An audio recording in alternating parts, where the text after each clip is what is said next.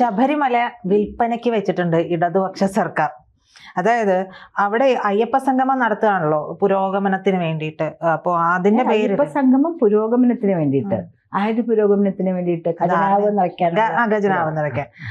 അതുമായി ബന്ധപ്പെട്ടിട്ട് വളരെ രസകരമായിട്ടുള്ള എന്നാൽ വളരെ ഭീതിതമായിട്ടുള്ള ഒരു കാര്യം തന്നെയാണ്. അയ്യപ്പ സംഗമത്തിന് മുന്നോടിയായി ശബരിമലയിൽ വിവിധ കാര്യങ്ങൾക്ക് സ്പോൺസർ ചെയ്യുന്നവർക്ക് സൗജന്യ താല്പര്യം ഉൾപ്പെടെയുള്ള സൗകര്യങ്ങൾ നൽകുന്ന പ്രിവിലേജ് കാർഡുകൾ നൽകാൻ ഒരുങ്ങുകയാണ്. അത് നൽകിക്കോട്ടെ, എനിക്ക് വിഷമമൊന്നുമില്ല. പക്ഷേ മാം ഇതൊന്ന് കേട്ട് നോക്കണം. 3 കോടി ഉണ്ടെങ്കിൽ ഡയമണ്ട് കാർഡ് കിട്ടും. 3 കോടിയല്ലല്ലോ, ഓണക്കോടി പോലെ 3 കോടിയല്ലല്ലോ. അല്ല, എല്ലാവരെയും കോടി പുതപ്പിച്ച് കിടക്കാനുള്ള സാധ്യത. 3 കോടി രൂപ. ഓണക്കാലം ഏതായാലും 3 കോടി സാരിയോ? ഇല്ല. 3 കോടി ഉണ്ടെങ്കിൽ ഡയമണ്ട് കാർഡാണ്. 1 കോടി കൊടുത്തിട്ടുണ്ടെങ്കിൽ പ്ലാറ്റിനം കാർഡ് കിട്ടും. 50 ലക്ഷം കൊടുത്താൽ ഗോൾഡ് കാർഡാണ്. 25 നൽകിയാൽ സിൽവർ. 10 ഉണ്ടെങ്കിൽ ബ്രോൺസ്. 10 ലക്ഷം ഉണ്ടെങ്കിൽ ബ്രോൺസ്. 1 ലക്ഷം കൈമാറിയിട്ടുണ്ടെങ്കിൽ നോർമൽ കാർഡാണ് കിട്ടുക. ഇങ്ങനെ ഒരു വാർത്ത വരുന്നുണ്ട്. ഈ കാർഡുകൾ വെച്ച് നമ്മൾ എന്ത് ചെയ്യും? അവർക്ക് പ്രിവിലേജ് കിട്ടും. അവിടെ ചെല്ലുമ്പോൾ എന്താണ് സൗജന്യ താമസം ഉൾപ്പെടെയുള്ള. അയ്യപ്പന്റെ കൂടെ ഇരുത്തോ? മിക്കവാറും അതായിരിക്കും. പൊളിച്ചടക്കാനുള്ള സാധ്യതകളാണ്. 3 കോടി രൂപ എന്ന് പറയുമ്പോൾ മോളെ, ഞാൻ പറയുകയാണെങ്കിൽ വല്ലാത്തൊരു കടക്കണിയിലാണ് കേരളം അകപ്പെട്ടിരിക്കുന്നത്. ഇതിനൊരു ഓഡിറ്റിംഗ് ഉണ്ടാവില്ല, ഇതിനൊരു ധവളപത്രം ഉണ്ടാവില്ല. കോടിക്കണക്കെന്ന് പറഞ്ഞാൽ running into billions of rupees collect ചെയ്യും. എന്നിട്ട് ഇത് എങ്ങോട്ട് പോകും?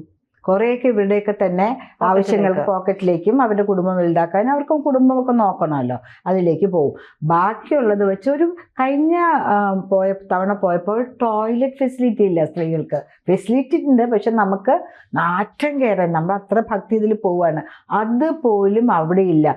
എത്ര കോടി രൂപയാണ് ഭഗവാന്റെ സന്നിധിയിൽ കാണിക്കയായിട്ട്, സമർപ്പണ നിധി ഇതായിട്ട് പണമായിട്ട് അവിടെ വീഴുന്നത്. അതൊക്കെ ഇവരെന്ത് ചെയ്യുന്നു?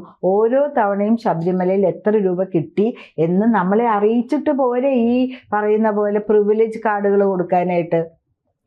എന്താണ് ഇവരിതുകൊണ്ട് ഉദ്ദേശിക്കുന്നത്? ഭഗവാനെ വിറ്റ് കാശാക്കാന്നാണ് ഉദ്ദേശിക്കുന്നത്. നമ്മളുടെ മനസ്സിലുള്ള ഭക്തി ഈ വിധത്തിൽ ചൂഷണം ചെയ്യാനായിട്ട് എങ്ങനെ ഒരു CPM നേതൃത്വത്തിൽ ഭരിക്കുന്ന സർക്കാരിന് കഴിയുന്നു? ദൈവമേ ഇല്ല എന്ന് പറഞ്ഞ് സത്യപ്രതിജ്ഞ എടുക്കുന്നവരാണ് അവര്. നിരീശ്വരവാദികളാണ്.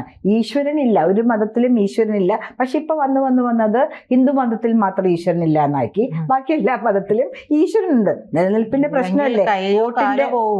അല്ല, അത് മാത്രമല്ല, വോട്ടിന്റെ കൂടെ പ്രശ്നമുണ്ടല്ലോ, പ്രീണന രാഷ്ട്രീയം.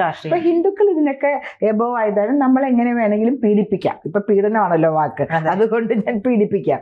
ഇത് കൊടുക്കാൻ ആര് തയ്യാറാകും? 3 കോടി രൂപ കൊടുത്ത് ഒരു പ്രിവിലേജ് കാർഡ് കിട്ടിയിട്ട് അയ്യപ്പന്റെ മുമ്പിൽ സ്വാമി എന്നാണ് എല്ലാവരെയും വിളിക്കുന്നത്.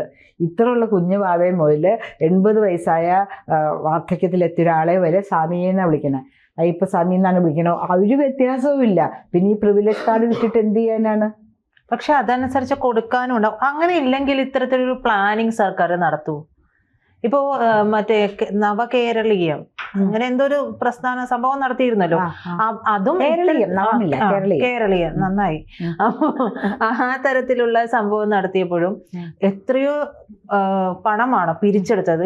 അതും സ്പോൺസർഷിപ്പ് ആയിരുന്നു. അത് ഞാൻ അറിഞ്ഞത് ഇതാണെങ്കിൽ പറയുന്നത് ഇവർക്ക് ഈ സർക്കാരുമായിട്ട് പ്രശ്നത്തിലുള്ള ചില കാര്യങ്ങൾ അങ്ങനെയുള്ള കമ്പനികളുണ്ടല്ലോ, അവർ ഈ സ്പോൺസർ. അപ്പൊ ഇവർക്ക് ഇവിടെയുള്ള നൂലാമാല ഇവരെ ഒഴിവാക്കി കൊടുക്കും. അപ്പൊ അത്തരത്തിലുള്ള ആളുകൾ ഉണ്ടാകാനുള്ള സാധ്യതയുണ്ട്. പിന്നെ ഇനി ഇതിന്റെ പേരിൽ എനിക്ക് തോന്നിയ ഒരു കാര്യമാണോ ശരിയാണോ എന്നുള്ളത് മാം പറയാം. ഇതിന്റെ പേരിൽ ഫണ്ട് ഇറക്കാനും ആളുകൾ ഉണ്ടാകും. കാരണം നടക്കുന്നത് ശബരിമലയാണ്, ഒരു ഹൈന്ദവ വിശ്വാസ കേന്ദ്രമാണ്. ഒരു കാര്യം പറയട്ടെ, ഇപ്പൊ കേരളത്തെക്കാൾ അധികം ചെന്നൈയിൽ നിന്ന്, ആന്ധ്രയിൽ നിന്ന്, കർണാടകയിൽ നിന്നുള്ള ആൾക്കാരാണ് വരുന്നത്. അവർക്ക് ഭഗവാൻ എന്ന് പറഞ്ഞാൽ എന്തും സമർപ്പിക്കാൻ റെഡിയാണ്. വിശ്വസിക്കില്ല, നമ്മൾ എയർപോർട്ടിലൊക്കെ ചെല്ലുമ്പോൾ കാലിലെ ചെരുപ്പില്ലാണ്ടാണ് അവർ വീട്ടിൽ നിന്ന്.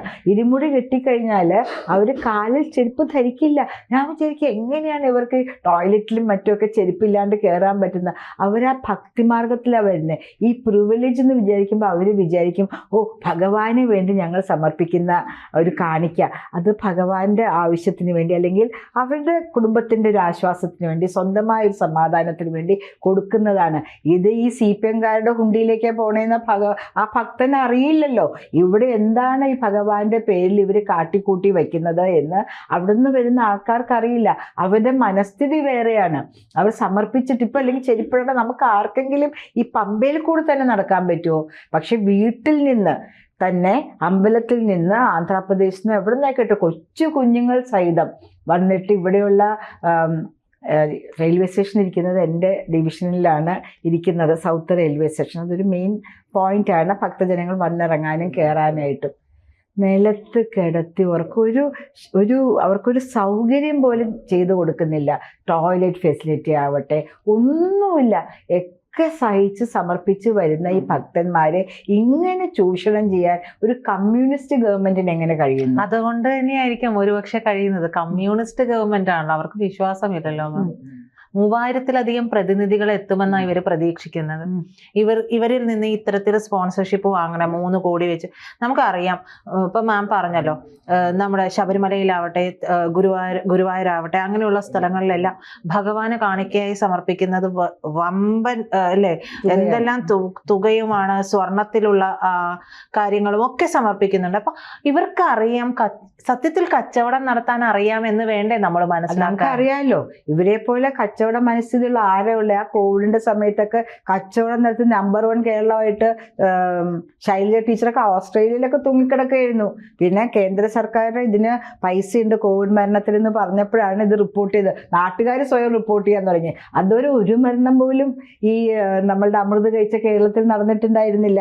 അപ്പൊ ഇവർക്ക് എങ്ങനെയാണ് ഇതിനെ പരസ്യപ്പെടുത്തേണ്ടതെന്നറിയാം, എങ്ങനെയാണ് മാർക്കറ്റ് ചെയ്യേണ്ടതെന്നറിയാം. 3000 പ്രതിനിധികൾ എന്ന് പറഞ്ഞു, അതിലൊരു 100 പേരെങ്കിലും 3 കോടി രൂപ കൊടുക്കാൻ വരില്ലേ? അന്യ സംസ്ഥാനങ്ങളിൽ നിന്നും വിദേശത്തു നിന്നൊക്കെയുള്ള ആൾക്കാർ വരില്ല. അപ്പൊ രൂപ എത്രയായി?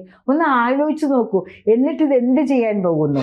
പൊതുജന്മയ്ക്കായിട്ട് എടുക്കട്ടെ. ഇത് ഹൈന്ദവ സമ്മേളനമാണ്.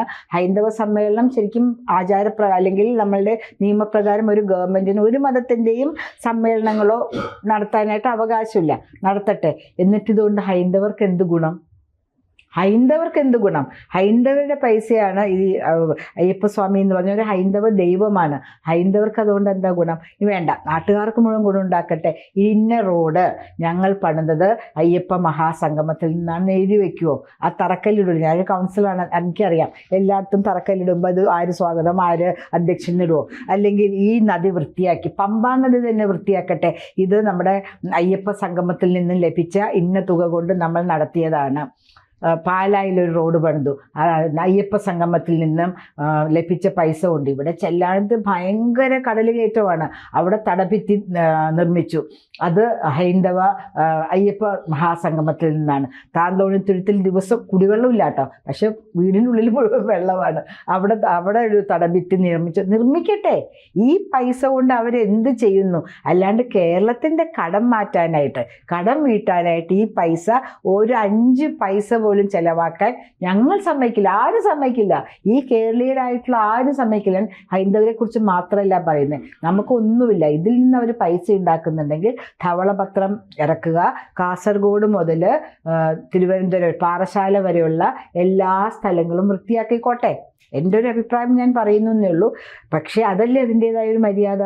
ഇത്രയും കണക്കിന് രൂപ മേടിച്ചിട്ട് ഇവർ എന്ത് ചെയ്യാൻ പോകുന്നു? ഒരു 3000 പ്രതിനിധികൾക്ക് ഇരിക്കാനും ഒരു പന്തൽ കെട്ടാനും അവരുടെ ഭക്ഷണം കൊടുക്കാനും എന്ത് രൂപ ചിലവ് വരും? കുറച്ച് ഈ ടോയ്ലറ്റ്സ് വയ്ക്കാനും എന്ത് രൂപ ചിലവ് വരും?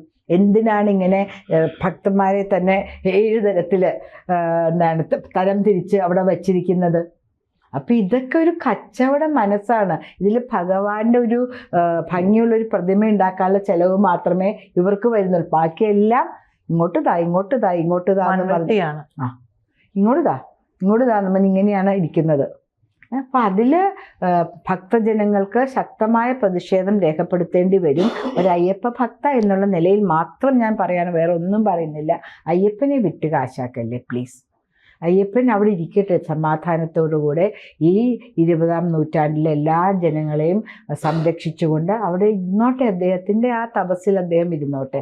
ആ കാനനവാസനായിട്ട് അവിടെ ഇരുന്നോട്ടെ, കാനന മധ്യത്തിൽ ഇരുന്നോട്ടെ.